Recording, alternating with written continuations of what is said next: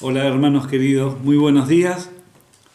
Qué alegría poder verlos nuevamente y compartir con ustedes este tiempo en que podamos reflexionar, meditar en la palabra de Dios y poder ser enseñados por su Santo Espíritu, que nos pueda seguir apasionando el hecho de encontrarnos con la Escritura y que ella pueda hacer el cambio transformador en nuestra vida. Estamos en el estudio de esta carta del apóstol Pedro. Les invito a abrir allí en el capítulo 2, la palabra de Dios. Primera de Pedro, capítulo 2.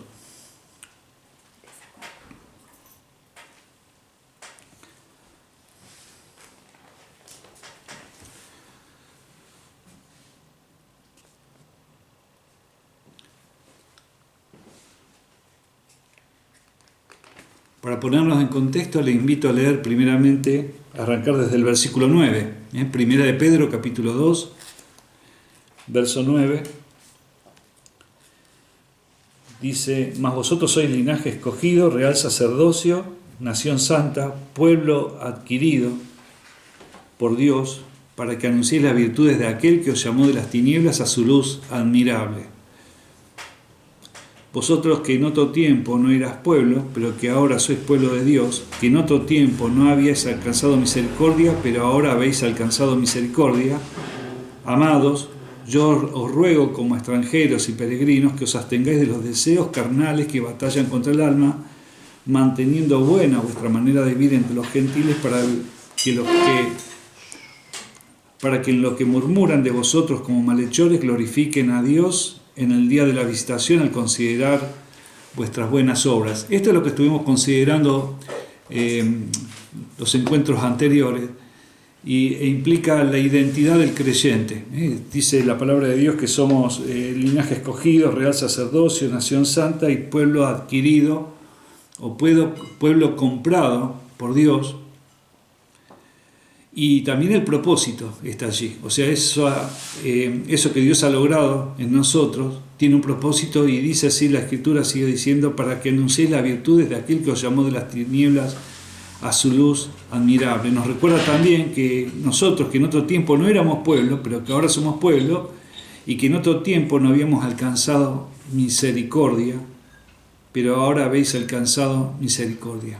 Qué bueno es considerar esto también, ¿no? Que la misericordia de Dios, Dios al ver nuestra miseria se apiadó de nosotros y no solamente nos rescata, nos compra, sino que nos da un destino glorioso. Es un destino glorioso juntamente con nuestro amado Salvador. Luego de el apóstol Pedro de hablar de la identidad que tenemos en Cristo Jesús, de lo que somos y el compromiso que tenemos, el propósito, dice, viene el ruego, dice que os ruego como extranjeros y peregrinos que os abstengáis de los deseos carnales que batallan contra el alma. Estuvimos viendo que el creyente tiene que hacerse de la mentalidad de que está de paso por esta vida, que este es un tiempo que Dios nos ha dado para que alcancemos los propósitos por los cuales Dios nos ha colocado en esta tierra. No sabemos qué tiempo podemos estar peregrinando. Una vez hablando con jovencitos, con adolescentes, le hice esta pregunta, que es: ¿a qué edad? Les pregunté a qué edad se muere la gente. Imagínense en la perspectiva de un chico de 10, 12 años, 14. Entonces todos decían, sí, 50, 70, 80 años, ¿no? Y después de un ratito que hice un silencio, solitos empezaron a decir, sí, pero también se mueren los bebés, se mueren los niños. No sabemos qué tiempo podemos estar en esta vida. No sabemos cuánto tiempo va a ser nuestro peregrinaje. Ciertamente muchas veces nos abstraemos de esta realidad y pensamos que vamos a vivir muchísimo tiempo y hacemos proyectos de vida, ¿no? Pero el apóstol Pedro nos llama a que podamos, nos exhorta a través de esta palabra, a que tomemos conciencia que estamos en un peregrinaje por esta vida. Fuimos adquiridos, ahora tenemos una condición distinta y un destino distinto, y estamos solamente de paso, y la vida, sea la que Dios nos regale, 10, 20, 50, 100 años, es muy poco tiempo comparado con la eternidad. Por eso la palabra de Dios nos llama también a tomar conciencia de que nuestro peregrinaje, nuestro tiempo que estamos aquí sobre la tierra, es un tiempo breve, y no es nuestro lugar de pertenencia. Llamativamente, la palabra hebreo, con la que se designó a aquel pueblo que Dios había escogido, la palabra hebreo significa los que cruzan el río. Era un pueblo que estaba caracterizado por ser movedizo, ¿no? De ir de un lado a otro. Abraham parte de Ur de Caldea, ya lo hemos visto, y en ese andar por la tierra, teniendo la posibilidad de establecerse, teniendo riqueza, ni él, ni su hijo, ni su nieto se establecen en un lugar, sino que andan como extranjeros y peregrinos, porque tenían un propósito superior, una perspectiva superior dada por Dios. Ese es el llamado que también hoy nos hace Dios a cada uno de nosotros, que tomemos conciencia, que tengamos presente, que nuestra mentalidad se ajuste a esto, que somos extranjeros y peregrinos. Y como extranjeros y peregrinos también estamos en tierra hostil. Hemos visto también esto, que el Señor Jesucristo mismo dijo, que el mundo se nos opone, como se le opuso a Él. Es un constante enemigo en el cual nosotros, si nos amoldamos, estamos negando a nuestro Señor. Si nos amoldamos a esto, ¿no? Si somos, como solemos decir, un carácter líquido que se amolda a lo que venga, estamos negando al Señor, porque hemos visto que el cristianismo es una contracultura. Nosotros vamos en contra de lo que es el mundo, digamos, de los principios del mundo y la mentalidad que tiene este mundo. Dice el versículo 12, manteniendo buena vuestra manera de vivir entre los gentiles, para que lo que murmuran de vosotros como malhechores glorifican a Dios en el día de la visitación al considerar vuestras buenas obras. Estamos llamados a hacer buenas obras, a predicar con el ejemplo, con lo que la gente ve, no tanto con lo que la gente escucha de nosotros. Es muy importante la palabra de Dios, la palabra hablada, la palabra predicada, pero es importantísimo que las vidas griten más que nuestras palabras, ¿no? Que nuestro testimonio, como vamos a ver un poquitito más adelante, le tape la boca a aquellos que murmuran acerca de nosotros. Y Dios quiere que ese pueda ser nuestro testimonio, ¿no? Que cuando tengan que hablar mal de nosotros, tengan que mentir para hacerlo. Ahora nos vamos a meter en un tema que es un poquitito complicado para todas las personas, inclusive para el creyente mismo. El tema de sujetarse, someterse a las autoridades. Vamos a ver que allí desde el versículo 13 dice el apóstol Pedro: por causa del Señor, someteos a toda institución humana, ya sea al rey como a superior, ya a los gobernantes como por él enviados para castigo de los malhechores y alabanza de los que hacen bien. Porque esta es la voluntad de Dios, que haciendo bien hagáis callar la ignorancia de los hombres insensatos, como libres, pero no como los que tienen la libertad como pretexto para hacer lo malo, sino como siervos de Dios. Honrad a todos, amad a los hermanos, temed a Dios, honrad al Rey. Hasta allí nomás la lectura de la palabra.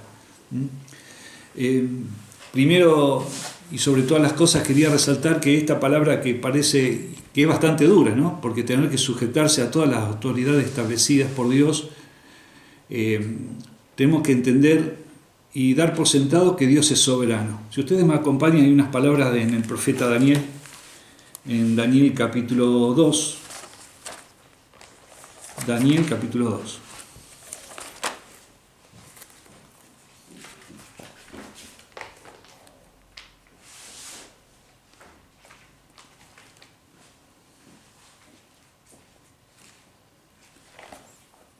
Fíjense qué interesante lo que dice el profeta Daniel, capítulo 2, versos 20 y 21, vamos a leer. Y si Daniel habló y dijo: sea bendito el nombre de Dios de siglos en siglos, porque suyos son el poder y la sabiduría. Él muda los tiempos y las edades, quita reyes y pone reyes, da la sabiduría a los sabios y la ciencia a los entendidos. El Señor es soberano y Él hace como Él quiere, cuando quiere, porque en esa es la plena sabiduría y el entendimiento de los tiempos. Así que entendiendo esto, de que Dios es soberano y que Él pone y quita reyes, y que si hay que quitar un rey, Él lo va a hacer, y si hay que ponerlo, Él lo va a colocar, más allá de lo que nos parezca a nosotros.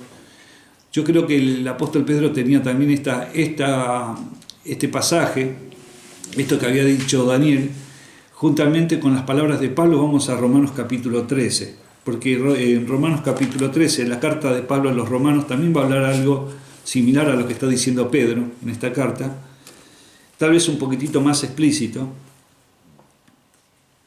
Y aunque nos duela, porque la palabra someterse o sujetarse realmente no nos agrada, ¿no? Porque en el corazón del hombre siempre está esa rebeldía, ¿no? El hecho de querer no aceptar la autoridad. Y estamos hablando, mis queridos hermanos, no a las autoridades espirituales específicamente, que obviamente la autoridad de Dios está sobre todo, pero estamos hablando de las autoridades humanas, ¿no?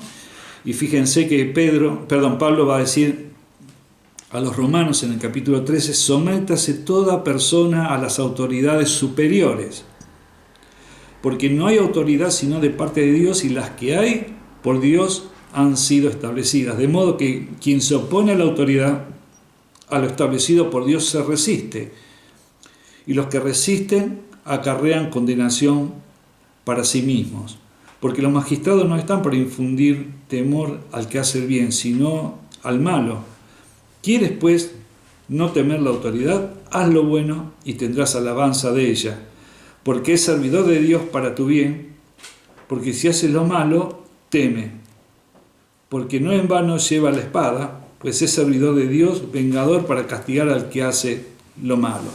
Hasta allí nomás la lectura de la palabra en la carta de Pablo a los romanos. Así que lo que Pablo le estaba diciendo a los romanos, Pedro lo estaba diciendo a aquellos que estaban en la dispersión, y también nos lo está diciendo a nosotros. Por extensión podemos tomar las palabras de ambos, de Pablo y de Pedro, y decir que esto es pertinente para nuestro tiempo, ¿no? Las indicaciones de que tenemos que sujetarnos a las autoridades humanas. Yo sé que esto es muchas veces desagradable para el creyente, porque podemos cuestionar las autoridades, decir, bueno, pero son corruptas, no me gustan las cosas que está haciendo. Podemos tener un montón de cuestionamientos respecto a las autoridades.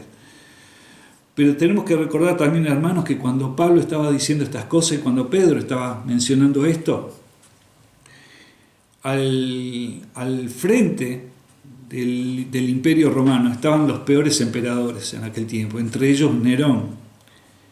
Y de Nerón ya hemos hablado, ¿no? Y no vamos a hablar demasiado porque ya es sinónimo de una persona que ha tenido intereses egoístas, una persona violenta, una persona que ha hecho mucho daño, no solamente al pueblo cristiano, también al pueblo judío y también a muchas otras naciones. Era una persona durísima. Y sin embargo, en el contexto del Imperio Romano, en el contexto de gobernantes como Nerón, Pedro dice que nos tenemos que sujetar a toda institución humana, y está hablando específicamente aquí a los gobernantes. Vamos a ver en el versículo 13, que es lo que comenzamos a leer, lo que es la exhortación, 13 y 14, 15 y 16, va a continuar con el argumento de por qué se hace esa exhortación, y después vamos a encontrar en el versículo 17 una exhortación final. Pero el versículo 13 dice, por causa del Señor, por causa del Señor. Y esto es importante entenderlo, que es que el propósito por el cual Pedro dice que debemos sujetarnos es porque hablen bien del Señor. Y aquí está el prestigio del Señor, está el honor del Señor, está la honra del Señor, está cómo hacemos quedar al Señor con nuestra conducta. ¿Cómo nos comportamos nosotros socialmente? ¿Cómo nos comportamos civilmente? ¿Cómo nos sujetamos a las autoridades? Eso va a reflejar si glorificamos o no a Dios. ¿Cómo son nuestras conversaciones respecto al gobierno o a los que nos gobiernan? Por supuesto, podemos tener una posición política, tal vez un pensamiento, y ver que hay muchas cosas, como decíamos antes, no están de acuerdo a la palabra de Dios o a lo que Dios establece. Pero no es esa la parte que nos tiene que ocupar a nosotros como hijos de Dios. Esto no significa que el creyente se tiene que abstraer de lo que pasa en este mundo, ¿no? Y de las injusticias que hay en este mundo. Pero vamos a ver más adelante que el cristiano sí tiene un deber muy claro, pero muy claro, que es orar por todas las autoridades establecidas, interceder por aquellos que están en eminencia. Esa es la parte que nos ocupa. Pero dice, por causa del Señor, someteos a toda institución humana. Fíjense que está hablando de la palabra someterse. Y esta palabra someterse, que es en el original upotazo, que es un término militar y significa aquella relación que tenía el soldado con su superior. El soldado con su sargento, el soldado con su centurión, por así decirlo. Esa misma relación.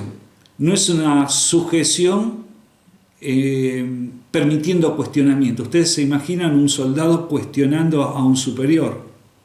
Los que han hecho servicio militar han experimentado esto, ¿no? Cachi puede dar fe de esto, ¿no? ¿Qué se podría cuestionar a un superior así sea el inmediato superior? No estamos hablando de grandes jerarquías, ¿no? de grandes lugares de autoridad, sino del inmediato superior, ¿no? Que podría ser un cabo o alguien que estuviera allí a cargo, ¿no? Se decía que se comían un baile bárbaro, ¿no? Aquellos que se atrevían a desafiar esa autoridad. Por supuesto, esto que es de la disciplina militar, por observación, vemos que tanto Pablo, también Pedro usa esta misma aplicación, por observación de estas cosas, la aplica para las relaciones civiles y las relaciones espirituales. Pedro está usando el término upotazo para decir que el creyente se tiene que sujetar sin cuestionamientos a lo establecido por Dios, que es toda institución humana. Y fíjense que dice toda institución humana. Esto implica que el creyente también tiene que respetar a los maestros, tiene que respetar a los patrones, tiene que respetar a los que están en autoridad civil. Ya vamos a hablar un poquito más de esto más adelante, vamos a extendernos un poquitito más. Podemos ver, si ustedes me acompañan, en el ejemplo de nuestro Señor Jesucristo, Lucas capítulo 7, del 1 al 10.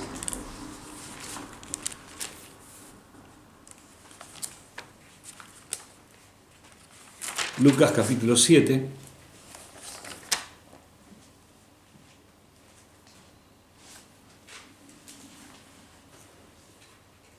Voy a tratar de leerlo rapidito porque hay muchos otros pasajes a los que vamos a recurrir. Y dice así, Lucas 7, del 1 a partir del versículo 1. Después de esto, después que hubo terminado todas sus palabras al pueblo que hoy entró en Capernaum, y el siervo de un centurión a quien éste quería mucho estaba enfermo y a punto de morir. Cuando el centurión oyó hablar de Jesús, le envió unos ancianos de los judíos, rogándole que viniese y sanase a su siervo. Y ellos vinieron a Jesús y le rogaron con solicitud, diciéndole, es digno de que le concedas esto, porque ama a nuestra nación y nos edificó una sinagoga. Y Jesús fue con ellos, pero cuando ya no estaban lejos de la casa del centurión, envió a él unos amigos, diciéndole, Señor, no te molestes, porque no soy digno de que entres bajo mi techo, por lo que ni aún me tuve por digno de venir a ti. Pero di la palabra y mi siervo será sano, porque también yo soy hombre sujeto a autoridad. Prestemos atención a esto, ¿no? Como qué claro que tenía el centurión, que él era un hombre sujeto a autoridad, y tengo soldados bajo mis órdenes, y digo a este ve y va, y digo al otro ven y viene, y a mi siervo haz esto y lo hace. Un centurión era el jefe de una centuria, ¿no? de 100 soldados. Era un poquito más allá que un sargento, ¿no? Tenía a cargo, tenía mucha responsabilidad, pero también fíjense que a la voz de él, como mencionábamos recién, le decía al soldado andá, y él iba, venía, y el otro venía. Y respecto del siervo lo mismo, tenía un sirviente, así que lo mismo, estaba acostumbrado a dar órdenes y que las órdenes se cumplieran. Y dice el versículo 9, al oír esto Jesús se maravilló de él y volviéndose dijo a la gente que le seguía, os digo que ni aún en Israel he hallado tanta fe. Y al regresar a la casa los que habían sido enviados hallaron sano al siervo que había estado enfermo. Dice, yo soy también hombre sujeto a autoridad. Y ese también estaba refiriéndose al Señor Jesucristo, que Jesucristo tenía autoridad y estaba sujeto a autoridad. El tema de la autoridad, fíjense, era una persona que no era del pueblo de Dios, sin embargo él tenía muy claro el orden establecido por Dios, lo que Dios había establecido. Ni siquiera veía que era digno de que Jesucristo se acercase a él, por eso envía gente adelante de él, ni siquiera que entre en su casa. Así que podemos ver en el ejemplo de Jesucristo cuando recuerdan que el Señor habla acerca del tributo a César, el tributo al gobierno romano, y le dice, dad a Dios lo que es de Dios y a César lo que es de César. Eso está en Mateo capítulo 22, versículo 21. Y ya hablando con Pilato, así en San Juan capítulo 19, versículo 11, anótenlo y pueden buscarlo después allí, pero recordamos la historia, cuando Jesús es interpelado por Pilato y ya Pilato tiene que emitir la sentencia respecto de Jesús. Y Pilato le dice, yo tengo autoridad para crucificarte o tengo autoridad para dejarte ir. Y Jesús le dice que ninguna autoridad tendría si no le fuere dado de arriba. Ninguna autoridad tendría si no le fuere dado de arriba. Pilato creía que tenía una autoridad dada por el emperador y estaba ejerciendo esa autoridad. Yo puedo hacer lo que quiero, ¿no te das cuenta, Jesús? Fíjense lo que un centurión se había dado cuenta, que el jefe de todos los centuriones no se había dado cuenta. Pilato no le caía la ficha. ¿Quién gobierna por sobre todas las cosas? Y Jesús le dice, mira, hay alguien arriba tuyo, que el que tiene autoridad, que si él no te da la autoridad, vos no la tendrías. Así vemos que el Señor Jesucristo se sujeta a las autoridades también. Se sujeta al pagar el tributo, diciéndole a Dios lo que es de Dios y a César lo que es de César, y efectivamente paga el tributo. Conocemos el famoso caso de que cuando le interpelan a uno de los discípulos y le dice, su maestro no paga el tributo que era para el templo, ¿no? Y inmediatamente contestaron, sí, lo paga. Pero Jesús se adelantó para explicarles quiénes son los que tienen que pagar tributo. Pero él no cuestiona, sino que lo paga. Jesús paga el tributo y manda a que fuera sacado un pez del cual sale esa moneda con la cual se paga el tributo que se estaba requiriendo para la construcción del templo. Esto ya no era para los romanos, sino era para la construcción del templo o el mantenimiento del templo. Así vemos que el Señor Jesucristo se ajustó a las autoridades establecidas, siendo Él el dueño del universo y Él mismo el quien había constituido esas autoridades. Jesús mismo se sujeta a las autoridades y cumple con lo que las autoridades dicen. Dice, someteos, por causa del Señor, someteos a toda institución humana, ya sea al rey como a superior, ya a los gobernantes como por él enviados para castigo de los malhechores y alabanza de los que hacen el bien. Las autoridades que Dios ha permitido, que son imperfectas, las podemos cuestionar y de hecho fallan, pero son las que Dios ha establecido. Esas autoridades tienen un propósito y es para ayudar a restringir el mal, como vemos aquí en el texto bíblico. Dice, por él enviados para castigo de los malhechores y alabanza de los que hacen el bien. La sociedad necesita un orden y ellos contribuyen al orden civil y social.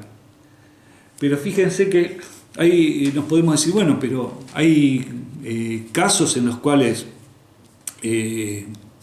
abiertamente el gobierno va de contramano. Los gobiernos del mundo van de contramano contra los propósitos de Dios.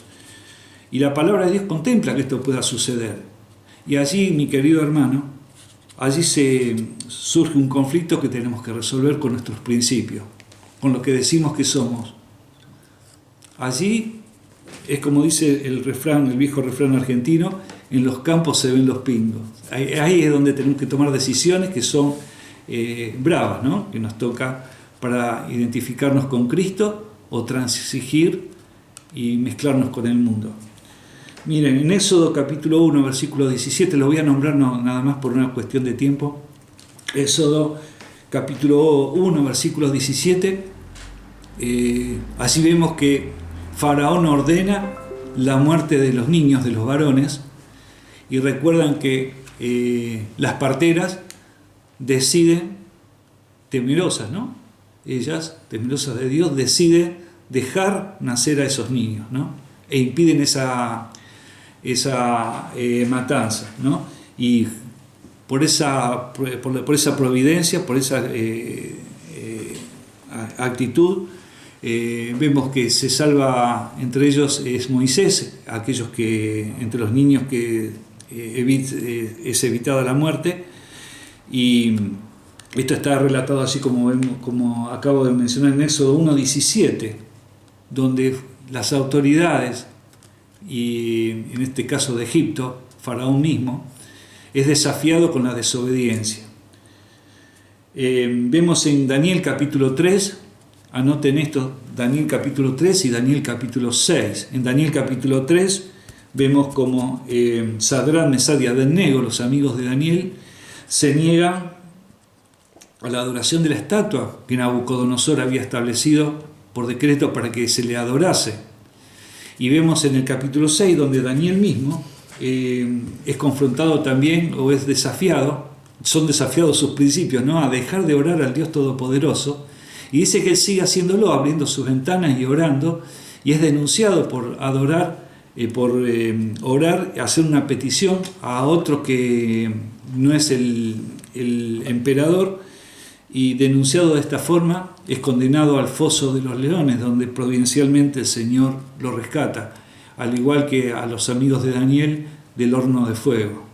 Vemos también el desafío o la no obediencia a las autoridades establecidas en Hechos capítulos 4 del 18 al 20. Anótenlo, hermanos, esto, cuando se les prohíbe, en este caso estaban Pedro y Juan, se les prohíbe predicar el Evangelio. Y ellos dicen, no podemos dejar de decir lo que hemos visto y oído. Y luego, un poquito más adelante, en Hechos capítulo 5, versos 27 al 29, Pedro y los apóstoles también son apremiados a que no prediquen la palabra de Dios, y es allí donde encontramos este pasaje en el 5:29, dice que es necesario obedecer a Dios antes que a los hombres. Obviamente, esta es la indicación de la palabra de Dios. Es necesario obedecer a Dios antes que a los hombres, pero las autoridades que Dios permite que nos gobiernen son establecidas por Dios, es para un orden social, es para que haya un orden civil, es porque Dios le ha dado también, como dice la Escritura, le ha dado espada, le ha dado los elementos para que ellos puedan tener el control, un orden social.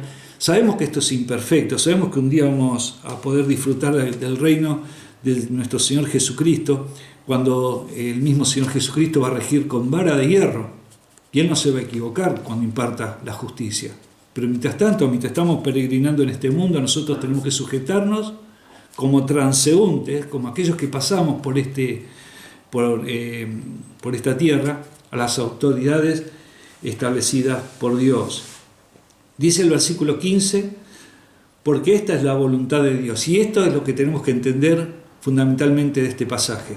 ¿Cuál es la voluntad de Dios al permitir que nosotros nos sujetemos a las autoridades, cuando sabemos que las autoridades son imperfectas, cuando sabemos que se pueden equivocar, cuando sabemos que el único que no se puede equivocar es Dios, pero si decimos que Dios no se equivoca, tenemos que aceptar de que Dios Él mismo ha establecido y está permitiendo que estas instituciones humanas que nombra Pedro sean las que nos gobiernen, las que dirijan nuestra vida civil y social. Porque esta es la voluntad de Dios. Y hay dos razones fundamentales que son explicadas en este pasaje. Dice que haciendo el bien hagáis callar la ignorancia de los hombres insensatos. Está hablando de la eficacia del testimonio, no tanto de las palabras, sino de la forma en que vivimos, la eficacia del testimonio y el verdadero el ejercicio de la verdadera libertad. Recién cantamos, Cachi nos había guiado en esto y había nombrado un pasaje que está en San Juan 8:36. Si el Hijo os libertare, seréis verdaderamente libres. Nosotros tenemos esa verdadera libertad. Ahora Dios ha puesto en nuestras manos, en nuestra administración, ¿qué hacemos? ¿Cómo usamos esta libertad? Si esta libertad se va a convertir en un libertinaje en el cual nosotros vamos a elegir cómo usarla, y de modo que no le agrada a Dios, o usamos esa libertad para sujetarnos a la voluntad de Dios, y ese es el ejercicio pleno de la verdadera libertad, el sujetarnos a la voluntad de Dios. ¿Qué cuesta? Obviamente cuesta mucho sujetarnos a la autoridad de Dios, sobre todo cuando vemos injusticia. Pero ese es el llamado que tiene el creyente, a sujetarse a la autoridad, a las instituciones humanas, y tenemos que entender que de esta forma nos estamos sujetando también a la autoridad de Dios. Dice, para que hagáis callar, y esta palabra, hacer callar, en griego es poner mordaza o tapar la boca. No se trata tanto de tapar la boca con un argumento, con querer argumentar y ponernos a pelear y decir con nuestras palabras, tratar de defender a Dios, defender los principios, defender nuestra propia posición, sino con nuestra vida, con nuestra forma de vivir, tapar la boca, ponemos mordaza, y sabemos que esto a veces puede producir realmente un cambio, a veces no. A veces realmente las personas se resisten más, pero pone en evidencia lo que es blanco y lo que es negro. Pone en evidencia lo que el reino de Dios ha determinado y pone en evidencia lo que respecta al gobierno de este mundo, cómo se maneja este mundo. Dice en 1 Tesalonicenses 4:3, le está hablando Pablo a los tesalonicenses, le dice, porque la voluntad de Dios es vuestra santificación. Sigue manteniéndose el mismo principio. Lo estuvimos viendo en el estudio de 1 de Pedro. La santificación, el procurar ser un pueblo apartado, santo, puesto aparte con un propósito, un pueblo que se rige por los principios de nuestro Dios.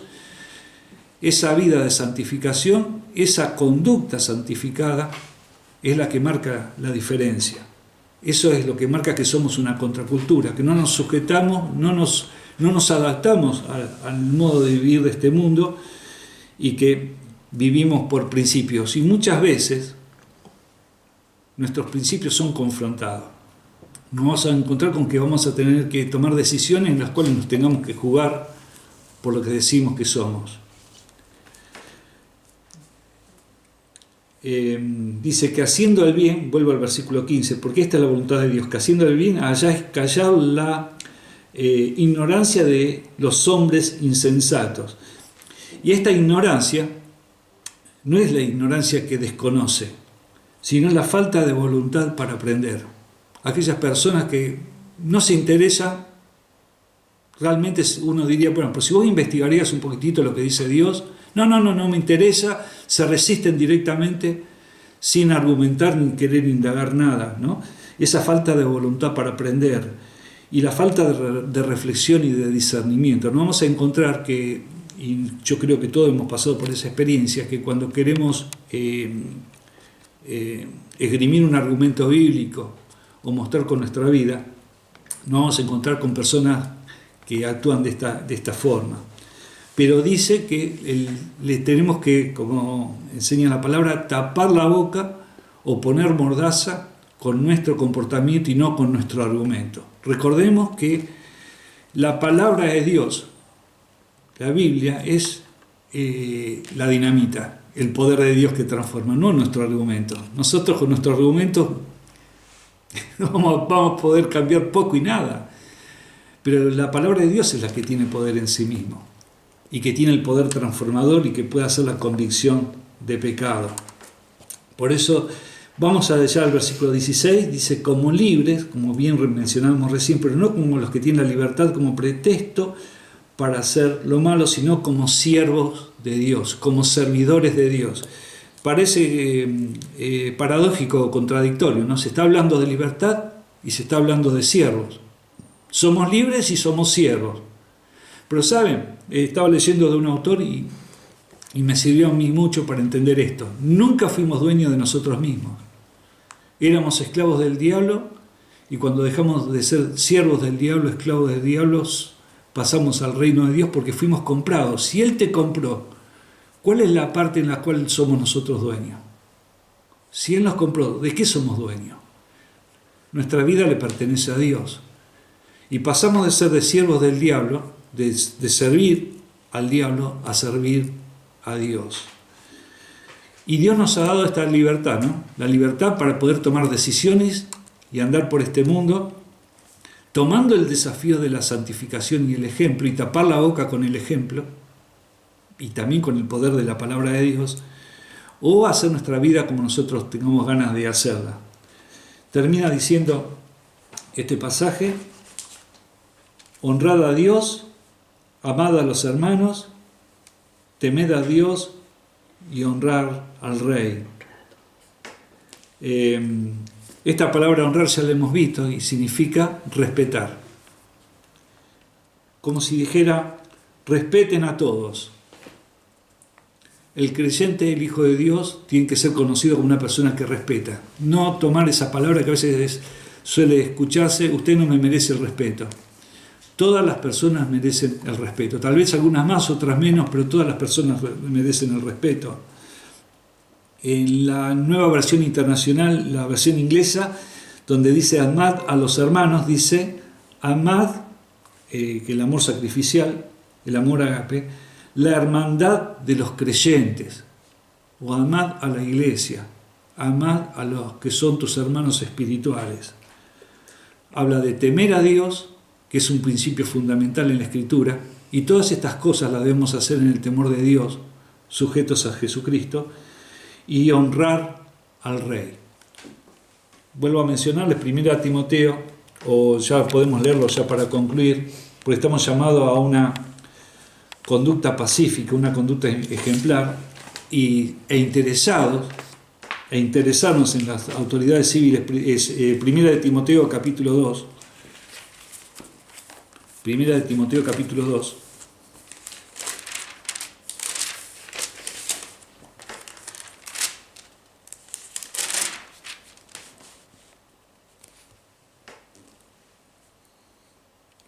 Dice así la palabra: exhorto ante todo a que se hagan rogativas, oraciones, peticiones y acciones de gracia por todos los hombres, por los reyes y por todos los que están en eminencia, para que vivamos quieta y reposadamente en toda piedad y honestidad. Esa es la parte que nos toca como pueblo de Dios, como real sacerdocio, como intercesores. Miren si no tenemos una tarea y todo un desafío. Exhortar significa que el apóstol alentaba a Timoteo, pero eso que alentaba a Timoteo lo decía para que Timoteo también lo transmita a toda la iglesia, que exhorta ante todo a que se hagan rogativas, oraciones. Fíjense que se distingue rogativas de oraciones, porque la rogativa tiene como si fuera un esfuerzo adicional en la intercesión. Ante todo que se hagan rogativas, oraciones, peticiones y acciones de gracias por todos los hombres. Ser agradecidos, hermanos.